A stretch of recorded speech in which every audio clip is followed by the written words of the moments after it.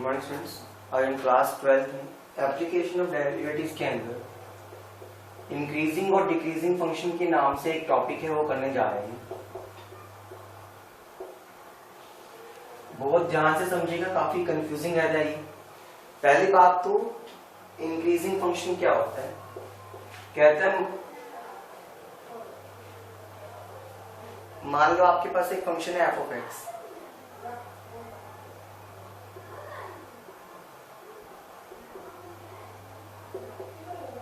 Opa interval a, b है कोई। अगर मान लो ये मैंने y के अंदर कंटेन करा लिया, x के इंक्रीज होने से y भी इंक्रीज होता है, then it will be called as increasing function. लेकिन अगर x के इंक्रीज होने से y डिक्रीज होता है, then it called as decreasing function. Increasing और डिक्रीजिंग फंक्शन की डेफिनेशन के लिए इसका जो स्लोप बनेगा वो आपके पास कुछ इस तरह से बनेगा। देखो x यहाँ पर है, मान लो यहाँ पे मेरे पास y है, जैसे जैसे मेरे पास x इंक्रीज होता है तो y बढ़ता जाता है।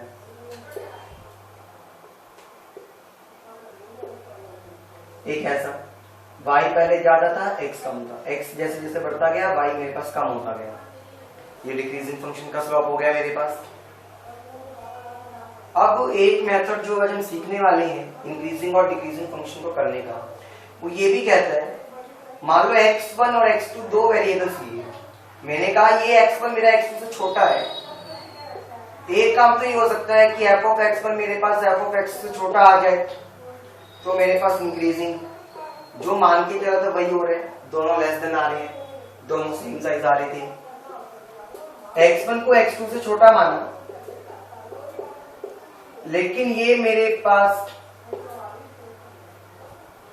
f of x1 greater than हो गया f ऑफ x2 से, साइन चेंज हो गया तो डिक्रीजिंग। ये तो थोड़ा प्रॉब्लमेटिक लगता है बच्चों को समझना, कोई बात नहीं, आएगा इजी है। एक क्या करा करो, अगर मेरे पास जो फर्स्ट ऑर्डर डेरिवेटिव है वो 0 से कम यानी कि नेगेटिव है तो होगा डिक्रीजिंग। एक तो ये रूल है।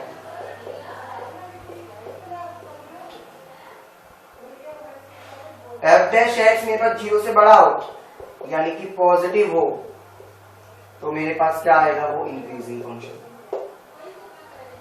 हो गया। अच्छे से ये कुछ रूल्स थे हमारे पास जो हमने इंक्रीजिंग और डिक्रीजिंग के लिए देखे।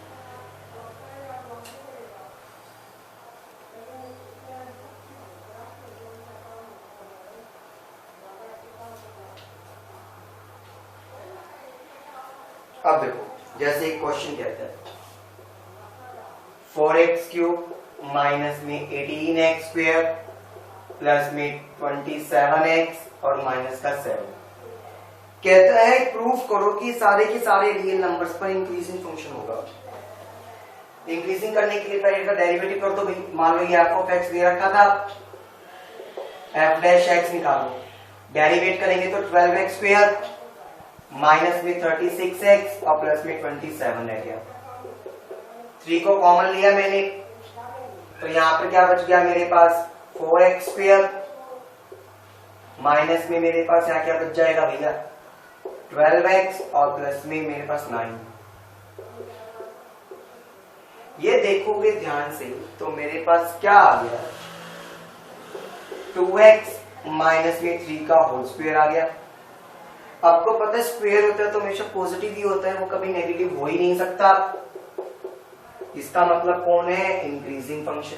क्लियर हो गया क्वेश्चन, पता चल गया कैसे करते हैं। अब एक और क्वेश्चन देखते हैं। जैसे कि फंक्शन दे रखा है, कहता है x² माइनस में 6x प्लस में 3। चेक करो कि ये 4,6 के ऊपर क्या मेरे पास 4,6 पे इंक्रीजिंग फंक्शन है। पहला काम तो f डैश x करेंगे तो ये 2x और माइनस में 6 होगा। आपको चेक करने के लिए क्या करेंगे, f डैश x को 0 के इक्वल रखो। आपके पास x की यहां से एक वैल्यू निकल कर आएगी, वो क्या आ गई, 3 आ गई। इसको कहते हैं क्रिटिकल पॉइंट, इसको सी से भी रिप्रेजेंट करते हैं, क्रिटिकल पॉइंट। अब वो कहता है ये 0 होना चाहिए, ये 3 है, जो 3 आ रहा है वो मेरे इसके बीच में लाई करता है।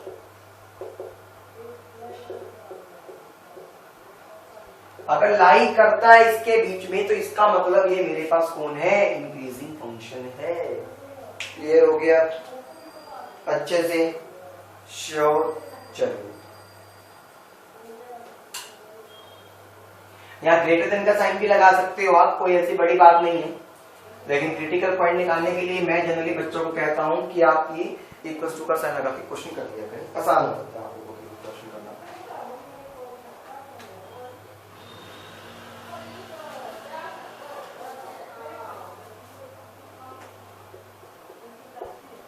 एफ ऑफ एक्स दे रखा है e to the power 2x, prove करना है ये इंक्रीजिंग फंक्शन है आपके पास। अच्छा स्ट्रिक्टली इंक्रीजिंग का, ये इंक्रीजिंग का कोई फर्क नहीं पड़ता, ध्यान रखना, कोई खास बड़ी बात नहीं है उसके अंदर, तो आप उस चीज के लिए कुछ प्रॉब्लम नहीं करेंगे।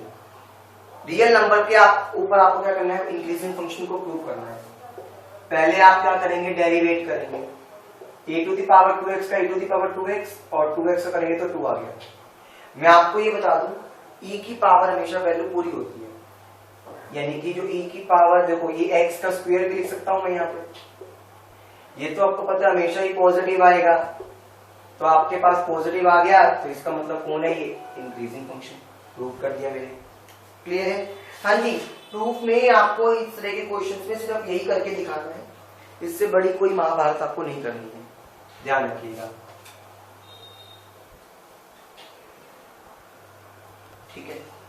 अब ये देखिएगा, अब आपको कैसे इंटरवल्स निकालने हैं।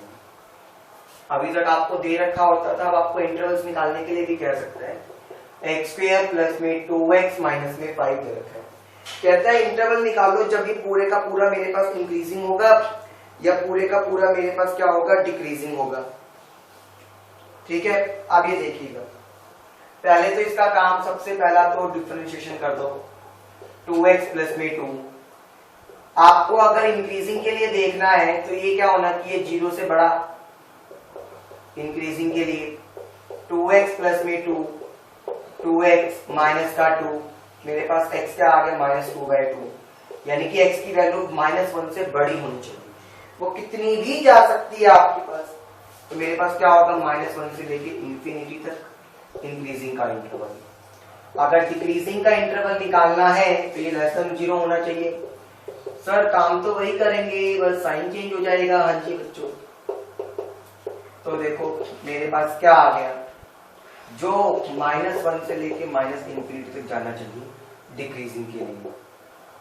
उम्मीद करता हूं डिक्रीजिंग के लिए सबको क्लियर हो गया होगा कि हम कैसे किसी फंक्शन के इंटरवल्स को निकाल सकते हैं, ठीक है। आइए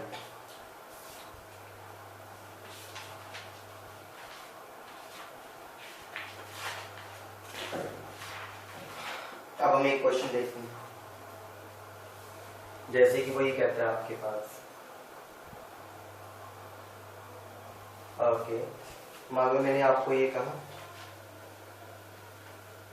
एक फंक्शन दे रखा है f ऑफ x माइनस में 1 का होल क्यूब, x माइनस में होल 2 का होल स्क्वायर। इंक्रीजिंग और डिक्रीजिंग फंक्शंस के लिए आपको क्या निकालने हैं, इंटरवल्स निकालने हैं, ठीक है। अब देखिए तो कैसे करते हैं। सबसे पहले इसका डेरिवेट करो, आपने इसको तो एज इट इज मान लिया, उसका कर तो पावर आगे आ गई, ठीक है। फिर इसको आपने एज इट इज माना, पावर आगे आ गई, समझ गए, यही कहानी थी। मैंने क्या कहा था, क्रिटिकल पॉइंट निकालने के लिए 0 के इक्वल रखा करो। x माइनस 1 का होल स्क्वायर और x माइनस 2 को मैं कॉमन ले सकता हूं, 2 इंटू में x माइनस 1 रह गया यहाँ पे, और प्लस में मेरे पास यहाँ कौन रह गया, 3 इंटू में x माइनस में 2, 0 के इक्वल। अब यहाँ पर ऐसा नहीं करने का बच्चों कि आप तो सब कुछ 0 कर दो, नहीं नहीं नहीं, 2x माइनस में 2 प्लस में 3x माइनस में 6, x माइनस में 1 का होल स्क्वायर, x माइनस में 2 5x माइनस में 8। अगर आप इन सबको लिखोगे इक्वल शून्य तो x की वैल्यू 1 भी हो सकती है, x की वैल्यू 2 भी हो सकती है और x की वैल्यू 8/5 भी हो सकती है। 8/5 को बच्चों में क्या लिख सकता हूँ, 1.6 लिख सकता हूँ। पहले इनको असेंडिंग ऑर्डर में अरेंज कर दो, 1, 1.6 और ये 2। एक केस हो सकता है x की वैल्यू मेरे पास क्या हो, 1 से छोटी। एक मेरे पास क्या केस हो सकता है बच्चों, 1 से लेके 1.6 तक चली जाए। एक मेरे पास क्या हो सकता है बच्चों, जो 1.6 है वहां से लेके मेरे पास वैल्यू 2 तक चली जाए। और एक ये भी हो सकता है कि जो x की वैल्यू है वो मेरे पास 2 से बड़ी हो जाए। इस तरह से हम केसेस बनाते हैं, हमेशा ध्यान रखिएगा। अब आप कैसे चेक करेंगे इसको कि इंक्रीजिंग है या डिक्रीजिंग है। मेरे पास जो आपके पास फंक्शन आया है डेरिवेट होके, आपको तो उसमें चेक करना पड़ता है। x से कम वैल्यू माइनस की कोई भी वैल्यू मान लिया, मान लो मैंने 0 मान लिया, 1 से कम है ना, 0 को यहां पुट करा, -1 का स्क्वायर तो प्लस होता है, माइनस का यहाँ पे मैंने 0 डाल दिया तो ये माइनस आएगा, यहां 0 डाल दिया तो ये माइनस आएगा, माइनस माइनस क्या होता है, प्लस हो गया और रिजल्ट मेरे पास क्या आ गया, पॉजिटिव। समझ के कैसे आपको लेके चलना होता है इन चीजों में, ऐसे रिजल्ट निकाल के चलना है। 1 और 1.6 के बीच में मान लो मैंने 1.5 डाल दिया, 1.5 डालूंगा तो ये तो पॉजिटिव वैसे भी स्क्वायर है, ये मेरे पास क्या होगा, नेगेटिव।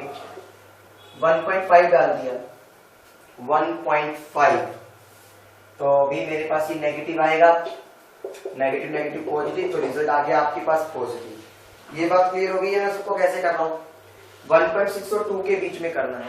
1.9 डालकर देखता हूँ, यहाँ पे तो ये पॉजिटिव वैसे स्क्वायर है, ये नेगेटिव हो गया। 1.9 डाला तो ये मेरे पास बड़ा हो जाएगा, क्योंकि देखो 5 इंटू में 1.9 माइनस में 8, 9.5 माइनस 8 तो पॉजिटिव वैल्यू आएगी। आपके पास रिजल्ट जो आ गया वो नेगेटिव आ गया। इस तरह से चेक करते हैं हम। फिर 2 से बड़ा करा, 3 मान लूं, ये तो पॉजिटिव ही रहने वाला है, ये भी पॉजिटिव, ये भी पॉजिटिव रहने वाला है, तो सारे के सारे मेरे पास पॉजिटिव हो गए। तो जो पॉजिटिव हो गए वो तो इंक्रीजिंग है, जो लेस देन का है वो यानी कि नेगेटिव है वो डिक्रीजिंग है। कौन से पे, तो इंक्रीजिंग की अगर मैं इंटरवल्स लिखूं, इसका तो क्या बनता, -∞ से 1 यूनियन लगाते जाएंगे, 1 से लेके मेरे पास कहां तक गया, ये 1.6 तक गया। अब यहाँ पे यानी कि 8/5 भी लिख सकते हो इसको, और यहाँ पे क्या गया मेरे पास, 2 से लेके इंफिनिटी तक। ये तो हो गया इंक्रीजिंग के लिए। डिक्रीजिंग के लिए चेक करोगे आप तो मैं क्या कहूंगा, सिर्फ एक ही रेंज आएगी, 8/5 से लेके 2 के बीच में। तो पता चल गया बच्चों कि हम कैसे इंक्रीजिंग और डिक्रीजिंग फंक्शंस की इंटरवल्स को निकाल सकते हैं अच्छे से। चलिए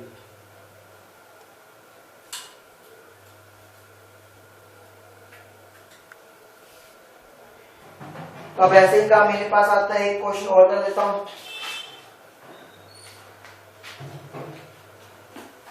जैसे कि आपको कहता है cos ऑफ x दे रखा है, ठीक है, बताओ 0 से लेके π/2 के बीच में क्या ये मेरे पास डिक्रीजिंग फंक्शन है।